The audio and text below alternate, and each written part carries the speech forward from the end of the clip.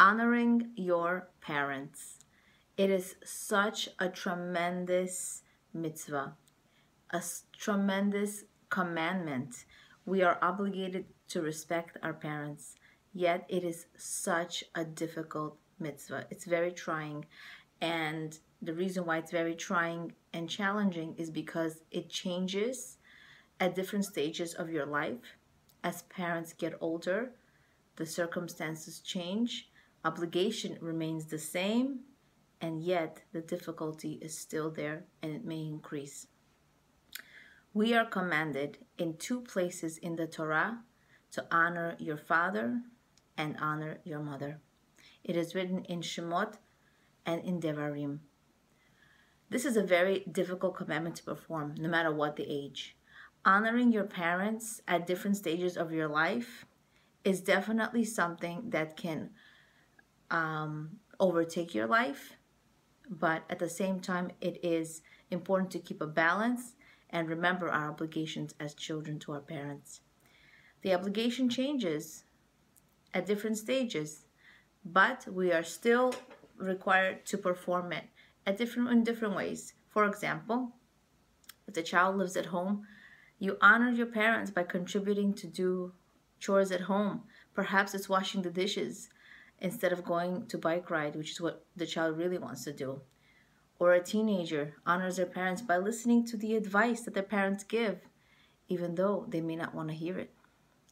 As a yeshiva student, or someone who's away for their studies, or someone who got married and is not living at home anymore, has their own home, is obligated to still make sure that they have a relationship with their parents, to call them on a consistent basis, to visit them, offer help, attend to their needs on a consistent basis. The circumstances of the challenge change, but the challenge is very much there. For example, parents become older and less independent. They're more dependent on the child physically and emotionally. All they want to do is they want you to give them some of your time. What, in my opinion, what may parents really want? They want to know that they matter. As we become older, we become very independent very quickly. We want to experience life and the world on our own. We don't ask mom or dad sometimes. We ask Google. We ask our internet sources, and instead of asking for their advice. We become very independent quickly, and we want to experience the world on our own, thinking that we know better. Because the world is changing, and we can't apply their take on life and their view on life because times have changed. And you know what? Maybe you're right. But let's remember not to brush off our parents and dismiss their advice. We may not want their advice or follow it in the end, but we are obligated to give them a listening ear with respect. They have sacrificed so much time raising us, giving us so much of their energy, not to mention how much money they spent in bringing us up. We are obligated to give them the respect they're entitled to.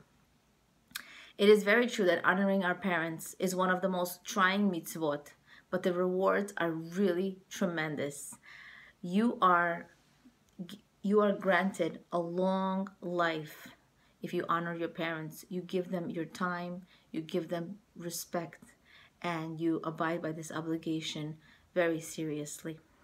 There's a story that is told by Rav Aharon Leib Steinman in the book The Spark of a Story by Rabbi Sparrow. In a small town in Europe in the 16th century, there lived a family who had several sons, and all of them were very distinguished sons. They were extremely bright, extremely capable, but it was understood that one of the sons would have to stay home once times have passed and the father got very, very old. The boys couldn't all go to yeshiva to go and learn the Torah in a very serious way. They couldn't all leave Europe, which was in a town not too far away from Europe. And one of the sons had to stay. The son was none other than the name of Bezalel. and he stayed with his father. Not only did he stay with his father, take care of him, he attended to every one of his needs, whether it was emotional, physical, spiritual, studying with him, helping him, and never once did he kvetch about it. Did he get annoyed with being the one to stay with his father? What happened in the end? He had a son, and his son was none other, I'm going to just confirm, his son was none other than Yehuda Lau, and he became the Maharal of Prague. He became the sage who we learn about so much, who we read his Sephorim, we read his books, and to this day. So this story teaches us many things. One of the things it may teach us is you never know how one thing that you do, how it may repay you. And it's definitely tremendous, this reward of honoring parents. Honoring parents is the mitzvah where we are definitely granted tremendous reward for taking care of our parents in whatever way that they need. We'll be granted a long life. So remember, you don't know how you're going to be repaid, but the reward is definitely tremendous, as we learn in this world and the next. And it is so important in this day and age not to fight over or argue about between siblings who gives the parent more attention. Sometimes we have siblings where they're already older and they're very upset in the way they take care of their parents because the other siblings aren't contributing as much.